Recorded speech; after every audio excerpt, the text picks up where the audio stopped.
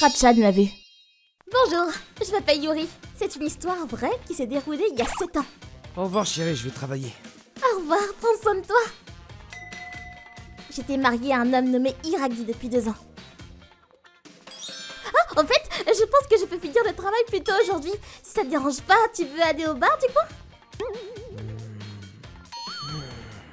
Désolé, j'ai encore du travail supplémentaire à faire. Tu peux y aller seul si tu veux. Oui, d'accord. Mon mari Hiragi a soudainement commencé à adopter une attitude froide envers moi à ce moment-là. Oh, je n'ai même pas eu de conversation normale avec Hiragi depuis un moment. Il doit être fatigué par son travail. Mais je veux sortir avec lui comme avant, je veux aussi avoir un bébé. Mais j'avais l'impression que mes espoirs et mes rêves étaient relégués au second plan. Quelques mois plus tard, chez les parents de Hiragi. Maman, papa, Yuri. En fait, j'ai quelqu'un à vous présenter. Oh, qui est-ce? Entre. Voici Akane, ma petite amie. Bonjour, enchantée de vous rencontrer, je m'appelle Akane. Quoi? Attends, Hiragi, qu'est-ce que c'est que ça? Petite amie? Tu trompes ta copine? Pourquoi as-tu ramené quelqu'un comme elle? Calmez-vous. Je vais vous expliquer. Akane est une nouvelle recrue sur mon lieu de travail et j'étais chargé de sa formation. Au fur et à mesure que nous passions du temps ensemble, j'ai réalisé qu'elle était ma vraie petite amie. Quoi? Pourquoi? Je croyais que tu m'avais épousé parce que tu m'aimais. Pourquoi n'as-tu pas dit? Pourquoi tu as dû faire une chose aussi terrible?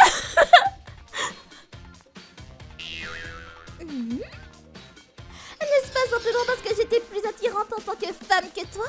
Hiragi a dit qu'il allait divorcer, alors je veux vraiment que tu t'éloignes de lui au plus vite. Je suis tout à fait d'accord avec elle. Mais qu'est-ce que tu racontes? Nous n'accepterons jamais ça.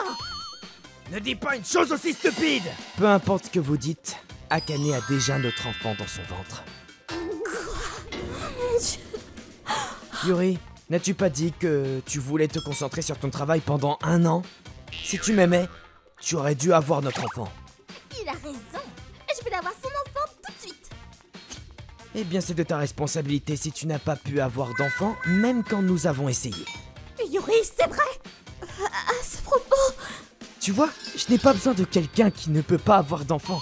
J'ai expliqué mes raisons. Maman, papa, s'il vous plaît, donnez votre bénédiction à mon nouveau mariage. Si vous avez déjà un bébé, nous n'avons rien à dire. Je suis d'accord. Quoi? Attendez! Et moi alors? Yuri. Divorçons. Nous n'étions pas destinés à être ensemble. Adieu. Après cet incident, j'ai été à moitié forcée de divorcer. Bien sûr, j'ai reçu une compensation de la part des deux. Mais la douleur du divorce et le fait qu'on m'ait dit que je manquais de qualité en tant que femme n'était pas quelque chose qui disparaîtrait simplement avec un paiement. Yuri, tu as encore perdu du poids. Est-ce que tu manges bien? Tu dors, non? Non. Je veux me rétablir rapidement car cela fait des jours, non. Je pense que le meilleur moyen est de retrouver sa confiance en soi en tant que femme. Mais personne ne voudrait sortir avec moi. Mais qu'est-ce que tu veux dire, Yuri? T'es mignonne, tu cuisines bien et t'es attentionnée envers les autres. T'es une femme d'un statut incroyablement élevé. Tu penses vraiment ce que tu dis? Ne t'inquiète pas, je m'en occupe. Je te trouverai la bonne personne qui te rendra heureuse. Plus tard, Yuri, je te présente l'ami de mon frère, Katsura. Enchanté, je suis Katsura. Karim m'a présenté une personne merveilleuse, Katsura, qui avait lui aussi été trompé par son ex-femme et avait divorcé. C'était quelqu'un de très gentil. Nous avons immédiatement sympathisé. Et après 3 ans de relation, nous nous sommes mariés. Et nous avons maintenant 2 beaux enfants. Katsura, je vais au salon de coiffure demain. Est-ce que tu as des... Ah, t'es belle, alors n'importe quelle coiffure te convient. Mais personnellement, j'aime bien les cheveux longs. Bien sûr. Bon bah alors je vais juste couper les pointes. Un SMS? De qui est-il? Tu te moques de moi, Hiragi? Quoi? C'est ton ex-mari? Oui, mais pourquoi soudainement? Oh non. Yuri, si tu ne veux pas le regarder, je peux vérifier à ta place. S'il te plaît. Quoi?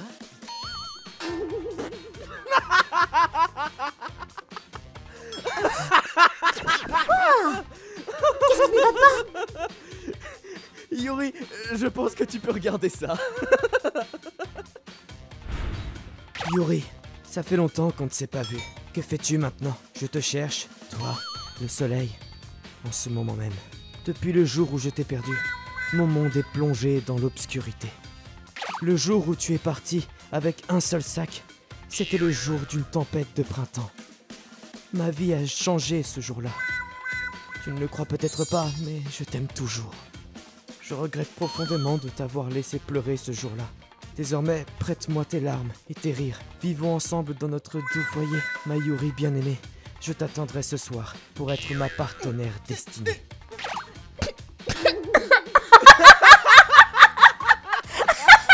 Qu'est-ce que c'est que ça?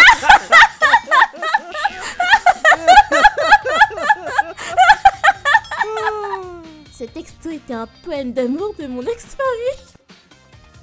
Mais pourquoi m'a-t-il soudainement contacté? Ça fait 7 ans maintenant.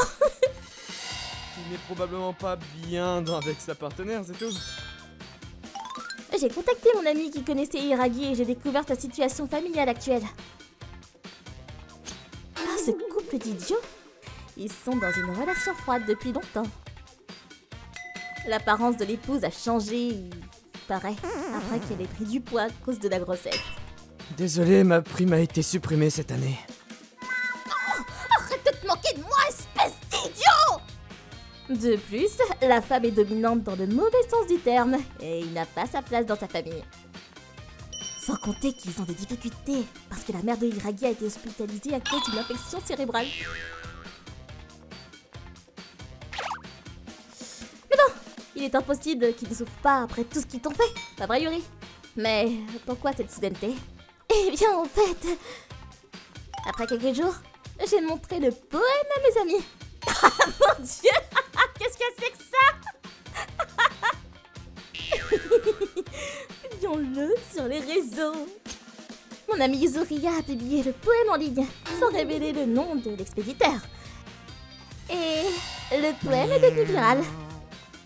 En conséquence, le message du poème s'est répandu sur Internet. Il a peut-être vu le poème sur Internet. Ouais, bah tant mieux pour lui. Est-ce que je dois changer d'adresse? Oh, je ne veux plus avoir affaire avec lui. Allez, faisons-le. Je n'avais pas de sentiments persistants à son égard. Mais cette expérience a été traumatisante pour moi. Maintenant, je me sens libre et fraîche. Sa vie doit être difficile, mais j'espère qu'il réfléchira bien à la façon dont ses actions passées sont revenues le hanter. ご視聴いただきありがとうございました。運命の相手じゃないだのと言って自分勝手な理由で捨てるだけでなく、わざわざ相手の心に傷をつけるようなことまで言う必要はなくないですかね。何より不満があるのなら一度話し合うなどしていれば、まだ夫婦間の改善の余地もあったのではないでしょうか。自分からひどい別れを告げておきながら復縁を求めるなんて虫が良すぎますし、自業自得です。皆さんはどう感じましたか？コメント欄に書いていただけると嬉しいです。また、少しでも面白いと思った方、チャンネル登録と高評価をお願いいたします。